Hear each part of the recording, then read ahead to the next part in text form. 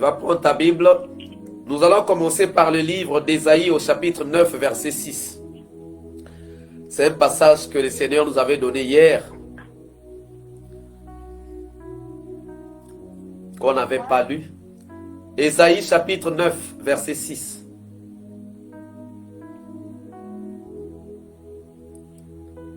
Ésaïe 9, verset 6.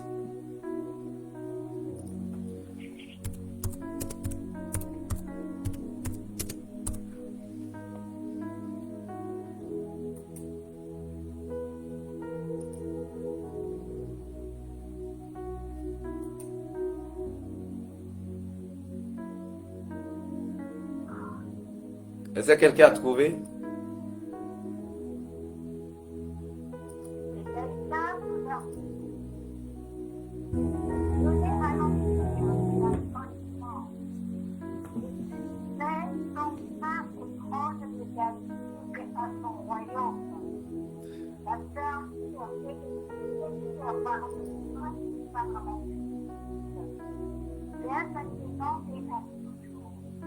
Voilà ce que fera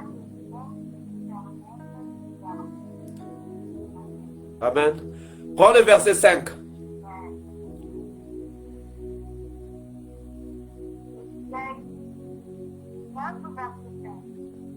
Car un enfant nous est né, un fils nous est donné, et la domination reposera sur son épaule. On l'appellera admirable, conseiller, Dieu puissant, Père céleste, Prince de la paix.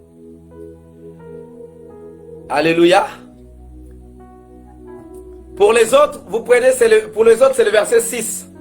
Pour certains, c'est le verset 6. Pour d'autres, c'est le verset 4. Ça dépend de la version de la Bible que tu as. Mais je prends quand même du verset 5 jusqu'au verset... Je prends du verset 5 jusqu'au verset 7. Hein?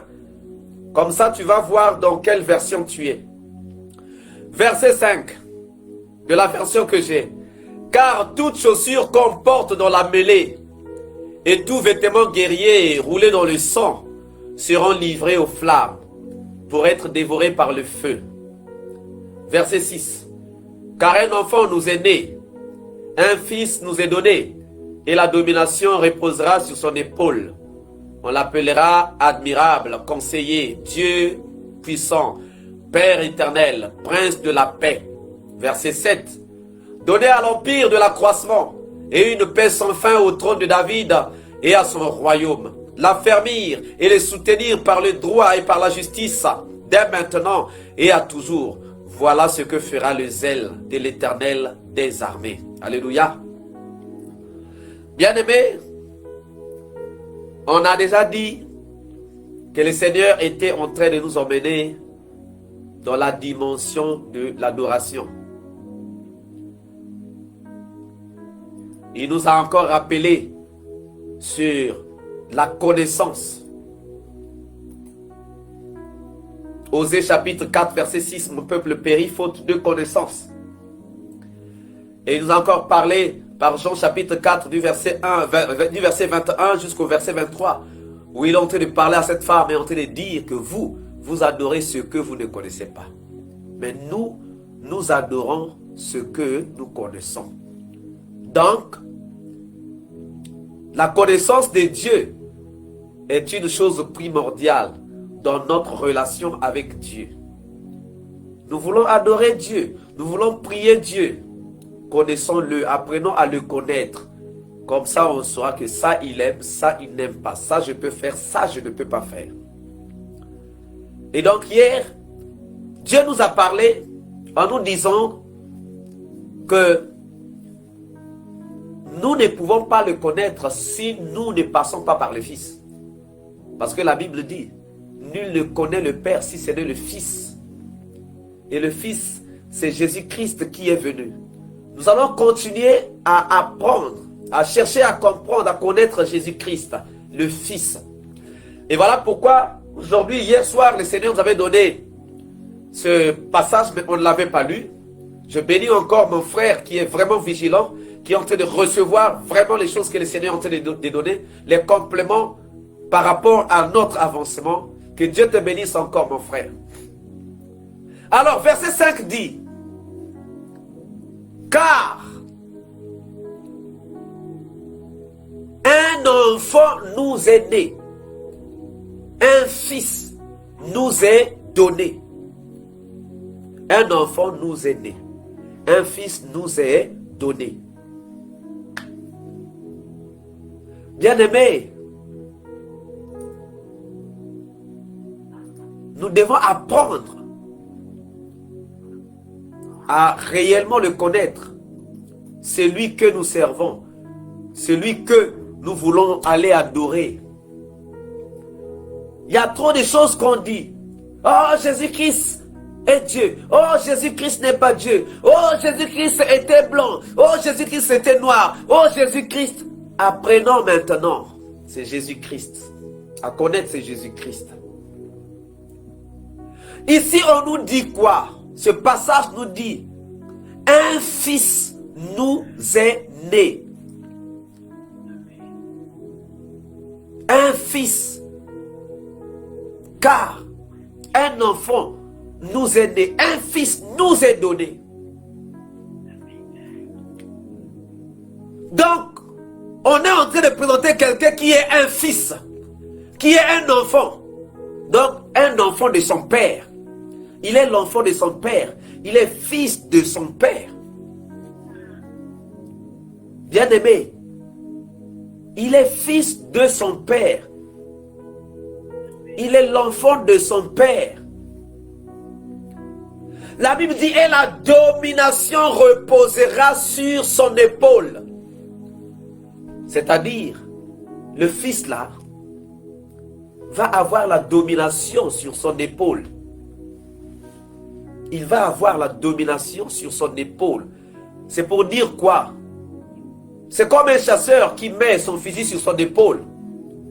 Lui aussi, il met la domination sur son épaule. Ça veut dire que il va dominer sur toutes choses. Il va dominer sur toutes choses. Donc, si lui porte la domination, personne d'autre ne porte la domination. Il n'y a que lui qui porte la domination. Donc, personne ne va le dominer. Mais c'est lui qui va dominer toutes choses et toute personne. Alléluia. Donc, bien aimé, quel que soit le plus grand sorcier de ta famille, que tu connais bien, le plus grand sorcier de ta famille, ou encore le plus grand magicien de ta famille, il ne pourra rien devant ce fils-là parce que la domination va être sur l'épaule de ce fils-là. Ça ne sera pas sur l'épaule du plus grand sorcier de ta famille ou bien du plus grand magicien de ta famille. Non, ça sera sur le fils-là qui sera né. Bien-aimé, ne crains absolument rien quand tu es avec lui parce que la domination repose sur son épaule. Et on dit, on l'appellera admirable, conseiller, Dieu puissant, Père éternel, Prince de la paix. Alléluia. Donc, bien-aimé, aujourd'hui, on te dit que, hier, on nous a appris que Jésus-Christ, c'est le médiateur entre toi et Dieu. Jésus-Christ, c'est l'intermédiaire entre toi et Dieu. Ça veut dire que entre toi et Dieu, au milieu, il y a une seule personne, c'est Jésus-Christ. Donc hier, on avait appris Jésus-Christ médiateur. Et aujourd'hui, le Seigneur nous dit, on l'appellera admirable, conseiller, Dieu puissant, Père éternel, Prince de la paix. Il y a 5 choses qu'on nous dit. Il y a 5 choses qu'on nous dit. Donc, le fils là, si hier on l'a appelé médiateur, donc aujourd'hui tu peux encore ajouter. Tu peux ajouter le 2e point, le 3e, le 4e, le 5e et le 6e point. Hier on avait un point, Jésus-Christ médiateur. Mais aujourd'hui on nous dit, qu'il sera appelé admirable. Bien-aimé, admirable. Quelqu'un qui est admirable, c'est quelqu'un que tu admires. C'est-à-dire quand tu le vois, tu l'admires. Quand tu le vois, tu as envie d'être à côté de la personne. Jésus-Christ ne viendra pas te faire fuir. Voilà pourquoi lorsqu'il va t'apparaître, il ne viendra pas avec des couteaux pour venir t'assassiner. Non. Il viendra dans la douceur. Il viendra dans la douceur. Il ne viendra pas comme un assassin. Parce qu'un assassin, tu ne peux pas l'admirer. Tu ne peux pas l'admirer. Mais quand le Seigneur est là, tu l'admires. Même quand il fait des choses, tu admires ces choses. Tu comprends que ça, ce sont des choses de Dieu. Tu comprends que ça, ce n'est que le Seigneur qui peut faire ces choses. Les choses sont tellement bonnes, tellement belles. C'est ça.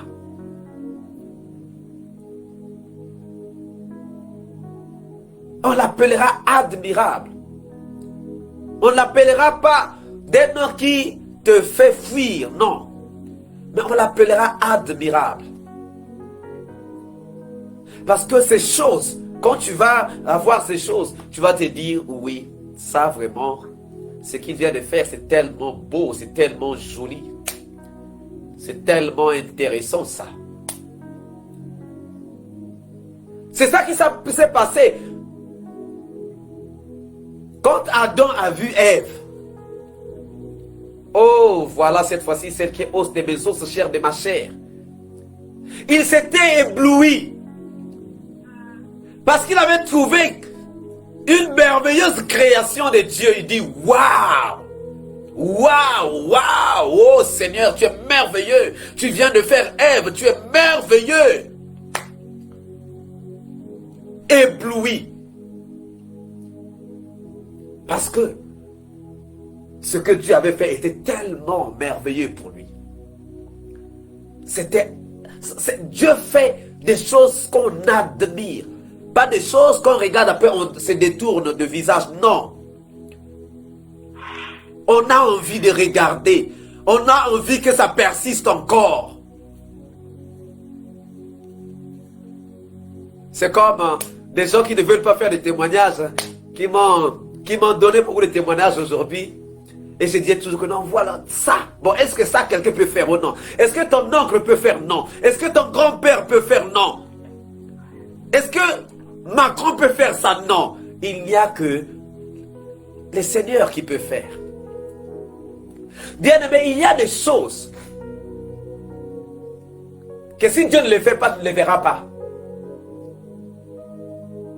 Et il y a des choses, ça dit que tu dois savoir, tu comprends tout de suite que non, ça, c'est Dieu. On l'appellera admirable. Donc les choses de Dieu sont aussi des choses qu'on a envie de vivre. C'est des choses qu'on admire parce qu'on veut vraiment les vivre. Parce que dans ces choses de Dieu, on voit Dieu. Quand tu admires une chose que Dieu t'a donnée, c'est Dieu que tu es en train d'admirer. Vous voyez ce chant qui dit Dieu tout-puissant, comme mon cœur considère tout l'univers créé par ton pouvoir. Il est en train de regarder l'univers créé par le pouvoir de Dieu. Et quand il considère ça, il dit non, ça ce n'est que Dieu. Il faut que j'aille adorer Dieu. Il faut que j'aille adorer Dieu. Deuxième, on nous dit, on l'appellera encore conseiller. On l'appellera encore conseiller. Ce fils-là, on l'appellera admirable. On l'appellera encore conseiller. Mais un conseiller, c'est quelqu'un qui te donne des conseils.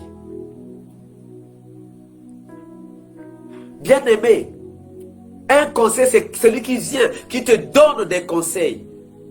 Qui te donne une manière de marcher, une manière de faire par rapport à une situation. Mais bien aimé, ton père peut venir te conseiller, ton grand-père peut venir te conseiller, ton oncle peut venir te conseiller, mais eux, ils peuvent aussi se tromper. Ils peuvent aussi se tromper parce que, quelquefois, lorsqu'ils vont venir te conseiller, ils peuvent te conseiller par rapport à leur notion, par rapport à leur intelligence, alors que leur intelligence est faillible. Mais quand le Seigneur vient pour te conseiller, c'est sans faille. Parce que le Seigneur connaît toutes choses, sauf rien. Quand tu es dans un embarras de choix, lui, il sait comment tu sortiras.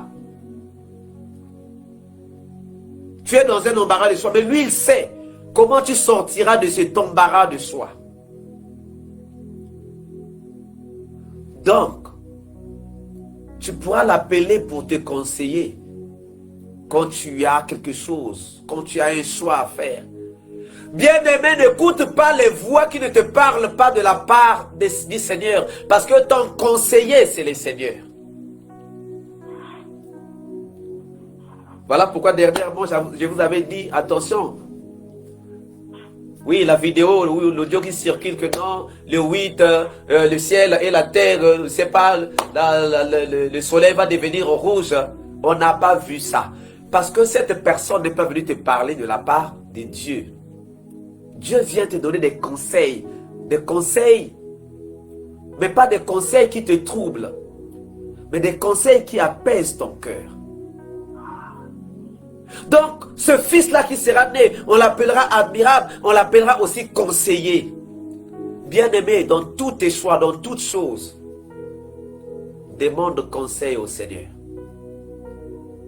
Demande conseil au Seigneur. On dit, on l'appellera encore Dieu puissant. On l'appellera encore Dieu puissant. Waouh. Regardez bien.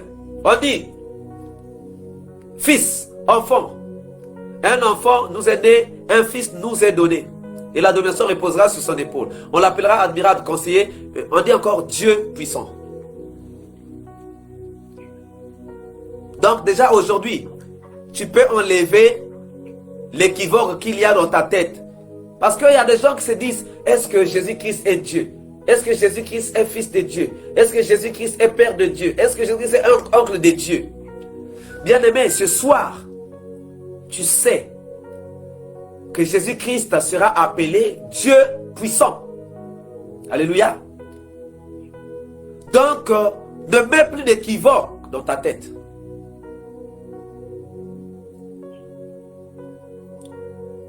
Ne mets plus d'équivoque dans ta tête. Il est fils de son père, mais il est Dieu puissant. Bien-aimé,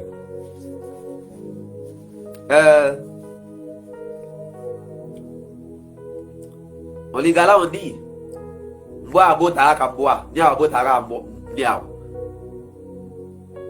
un chien, une chaîne ne peut accoucher que d'un chien. Une chatte ne peut accoucher que d'un chat. Est-ce que tu as déjà vu un chien ou une chaîne qui accouche d'un chat? Non. Donc, si Dieu a un enfant, est-ce que son enfant-là est un homme? Est-ce que son enfant-là est un chien? Ou bien est-ce que son enfant-là est un Dieu? Ah, voilà. Voilà. Et voilà pourquoi même toi et moi, dans le psaume 82, verset 6, on nous appelle des dieux.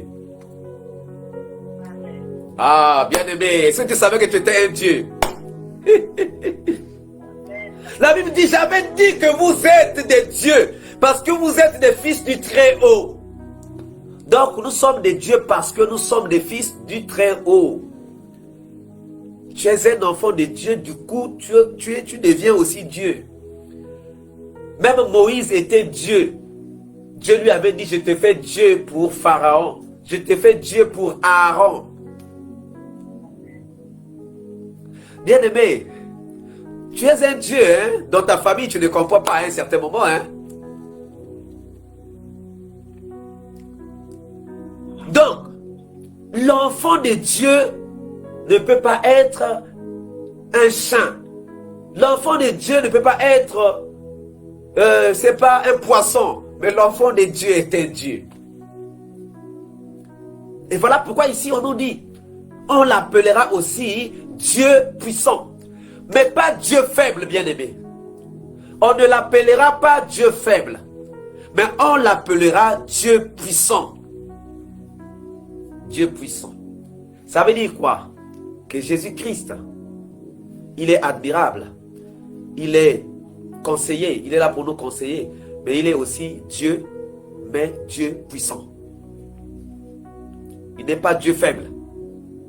Il n'est pas Dieu un peu puissant, mais il est Dieu puissant. Bien, mais tu commences maintenant à comprendre qu'on est en train de rentrer dans une autre dimension que le diable ne voulait pas que nous puissions entamer hier. Mais bon, lui, comme il avait déjà échoué devant le Seigneur Jésus-Christ à Golgotha, c'est pas notre faute, hein? Est-ce que moi, si j'adore Dieu, est-ce que c'est ma faute? Ce n'est pas ma faute, c'est parce que Dieu a mis ça au-dedans de moi. Est-ce que si moi je vais prier, est-ce que c'est ma faute? Non, c'est parce que Dieu a mis ça au-dedans de moi. Donc, ça ne sert à rien que tu viennes perdre ton temps à nous combattre, parce que c'est lui qui nous a donné la chose. Va te combattre toi-même. Puis pourquoi? Parce qu'il sait que c'est à cause de nous. C'est à cause de lui que nous sommes combattus. Et voilà pourquoi il dit, gardez silence. Donc bien aimé, n'aie pas peur des attaques. N'aie pas peur des attaques. Hier, le Seigneur avait donné la force que je puisse refaire le message pour envoyer sur Facebook pour ceux qui n'avaient pas eu tous les messages. Donc bien aimé, le Seigneur Jésus-Christ, il est fils de son Père. Mais il est aussi admirable. Il est conseiller. Et il est aussi Dieu puissant pour toi et moi. Donc, Jésus-Christ, puisqu'il est puissant, la puissance, la domination repose sur son épaule. Tu n'as pas à craindre quelque chose.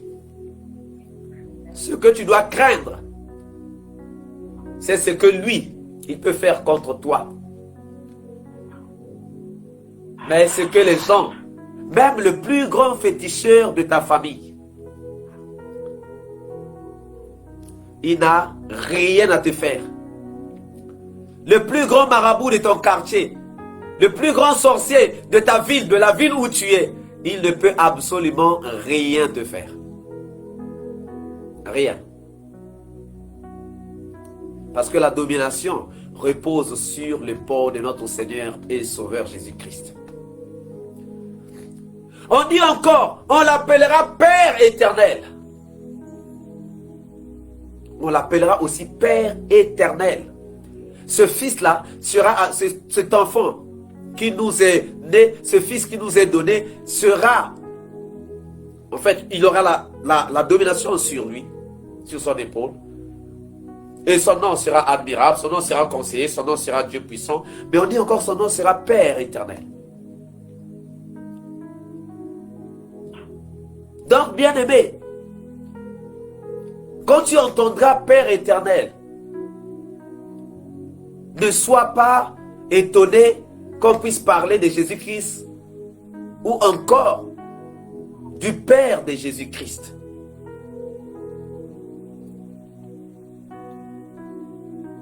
On dit, on l'appellera Père éternel. Et le cinquième point, on l'appellera Prince de la paix. On l'appellera Prince de la paix. Prince de la paix. Mais s'il est prince, c'est qu'il y a un roi. N'est-ce pas?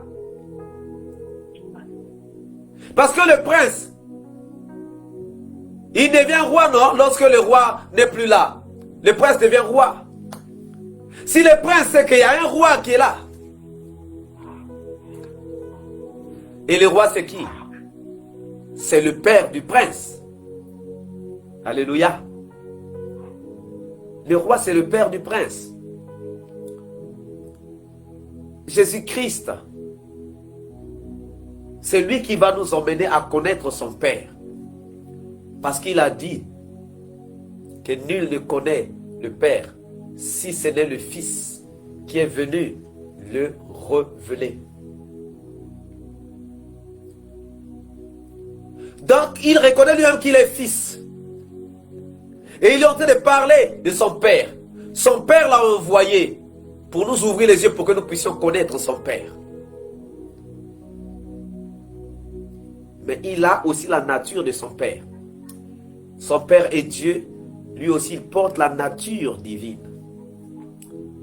C'est comme toi, ton père est une personne, toi aussi tu es une personne. Maintenant, quand nous devenons enfants de Dieu par la foi, nous devenons aussi des dieux. Donc en même temps tu es une personne, en même temps tu es un Dieu. Jean chapitre 3 verset 16 nous dit: car Dieu a tant aimé le monde qu'il a donné son Fils unique, afin que quiconque croit en lui ne périsse point, mais qu'il ait la vie éternelle. Qui a aimé le monde? C'est Dieu. Et il a fait quoi? Il a donné son Fils unique, afin que quiconque croit en lui ne périsse point, mais qu'il ait la vie éternelle. Mais son Fils là n'est pas un poisson. Son Fils là, qu'il a donné, qu'il a envoyé, est aussi Dieu. Parce qu'il porte la nature de son Père. Donc, bien-aimé, ne sois pas étonné d'entendre quelqu'un parler de Jésus-Christ comme étant Dieu. Que ça ne te choque pas. Que ça ne te choque pas. Une personne ne peut accoucher que d'une personne. Un animal ne peut accoucher que d'un animal. Un poisson ne peut accoucher que d'un poisson. Jamais tu ne verras un poisson accoucher, je ne sais pas, d'un oiseau. Non. Et voilà pourquoi même les chauves-souris, ils ont des problèmes. Parce qu'on se dit, est-ce que toi chauve-souris, est-ce que tu es mammifère, est-ce que tu es oiseau? Donc, bien-aimé, que ça ne te choque pas d'entendre quelqu'un te dire que Jésus-Christ est Dieu. Que ça ne te choque pas d'entendre quelqu'un dire que Jésus-Christ est fils de Dieu. Il est bien le fils de son Père. Il est bien le fils de son Père. Il est bien le prince de paix. Pourquoi il est prince de paix? Il est prince de paix, pourquoi? Parce que lui, lorsqu'il vient dans ta vie, c'est pour t'emmener la paix. Bien-aimé, Jésus-Christ ne vient pas dans ta vie pour t'emmener la guerre. Il vient dans ta vie pour t'emmener la paix. La paix. Et voilà pourquoi son père s'appelle encore Yahvé Shalom. Yahvé Shalom. C'est-à-dire Dieu paix. Shalom, Dieu paix. Donc, en Matthieu chapitre 1 verset 23, voici la Vierge sera enceinte, elle enfantera un fils et on lui donnera le nom d'Emmanuel, ce qui signifie Dieu avec nous. Emmanuel. Voilà encore ce que Jésus-Christ est. On nous a dit qu'il était le médiateur. On nous a dit il est admirable. On nous a dit il est conseiller. Il est Dieu puissant. Il est Père éternel. Il est prince de paix. Mais on nous dit encore qu'il s'appelle Emmanuel. Et on précise ce qui signifie Dieu avec nous. Emmanuel signifie Dieu avec nous. Dieu avec nous. Donc Jésus-Christ, en dehors d'être médiateur, en dehors d'être prince de paix, en dehors d'être Père éternel, en dehors d'être Dieu puissant, conseiller admirable, il est aussi Emmanuel, Dieu parmi nous. Alors bien aimé, je voudrais vraiment que je voudrais vraiment attirer ton attention sur ce verset. C'est Matthieu chapitre 1, verset 23. Matthieu chapitre 1, verset 23. Est-ce que quelqu'un peut encore le relire? Matthieu chapitre 1, verset 23.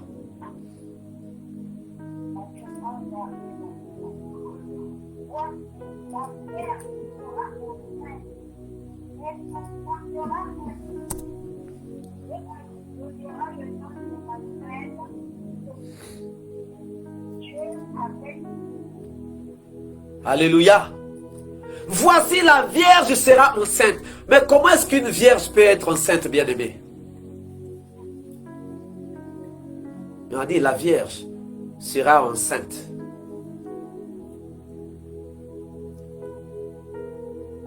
La Vierge sera enceinte, pourquoi?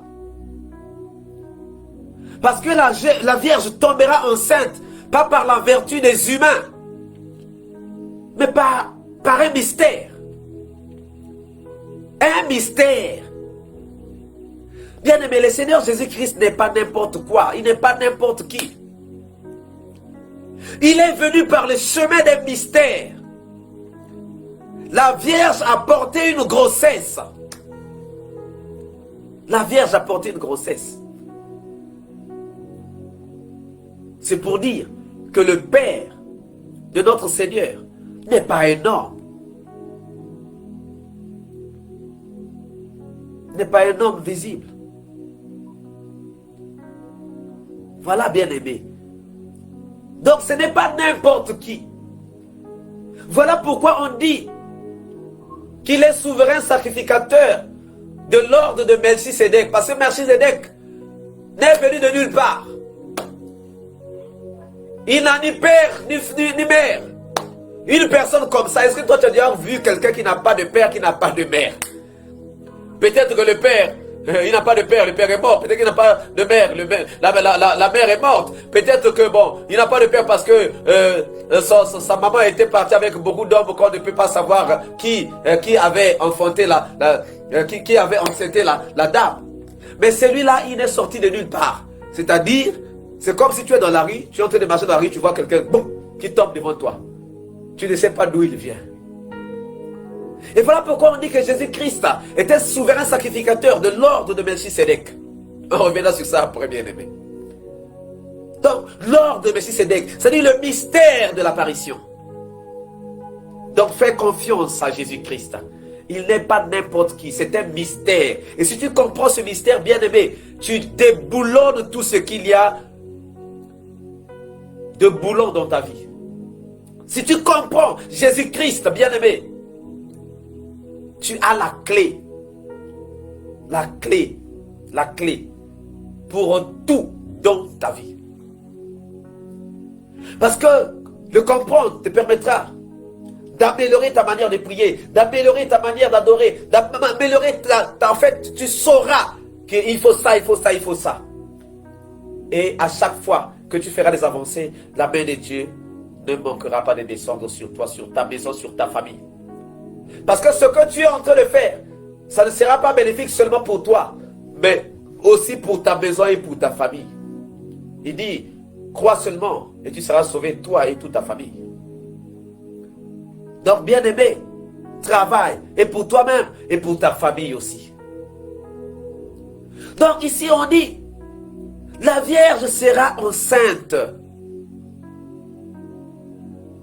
La Vierge sera enceinte. Elle enfantera un fils, et on lui donnera le nom d'Emmanuel. Donc, Jésus-Christ s'appelle aussi Emmanuel. Ce qui signifie Dieu avec nous. Donc bien aimé, Dieu s'est fait homme pour que tu puisses arriver à le toucher, pour que tu puisses arriver à le comprendre. Il s'est fait homme, il est venu pour mieux te comprendre. Et voilà pourquoi, bien aimé, quand toi tu pleures, il ressent tes pleurs. Il ressent tes pleurs. Pourquoi? Parce qu'il est venu, il a porté la chair, lui aussi, il a porté la chair. Pour voir qu'est-ce que ça fait dans la chair lorsqu'on perd un être vivant. Pour voir qu'est-ce que ça fait dans la chair lorsque tu as fait 3 jours sans manger. Pour voir qu'est-ce que ça fait dans la chair.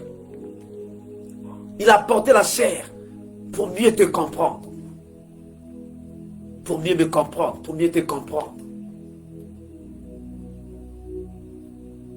Voilà pourquoi, bien aimé, tu dois savoir à partir d'aujourd'hui que quand tu pleures, tu n'es pas seul. Il y a quelqu'un qui pleure avec toi. Quand tu souffres, il y a quelqu'un aussi qui est en train de souffrir avec toi. Et comme il sait que ce n'est pas bien que tu souffres, il viendra pour essuyer tes larmes. Fais-lui seulement confiance. Donc, elle enfantera un fils et on lui donnera le nom d'Emmanuel, ce qui signifie Dieu avec nous. Bien-aimé, la présence de Dieu, de Jésus-Christ dans ta vie, quand tu acceptes Jésus-Christ, tu as Dieu avec toi. Tu as Dieu. Tu ne seras plus jamais seul. Plus jamais seul. Bien-aimé, aujourd'hui, j'ai reçu tellement trop de témoignages de gens qui me disent, frère Patrick, non, là je ne comprenais pas. Frère Patrick, non, Dieu est merveilleux, frère Patrick. Bien-aimé,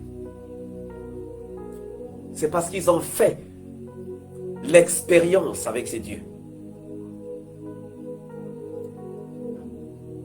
Jésus-Christ, quand on l'accepte, il ne s'enfuit pas. Il reste là avec nous. Par le moyen du Saint-Esprit. Il a dit qu'il faut que je m'en aille. Il est avantageux pour vous que moi je m'en aille. C'est un avantage pour vous que moi je m'en aille. Afin que je vous envoie le Saint-Esprit. Donc il est parti. Mais il n'est pas parti. Parce qu'il est là au-dedans de nous. Par le moyen du Saint-Esprit.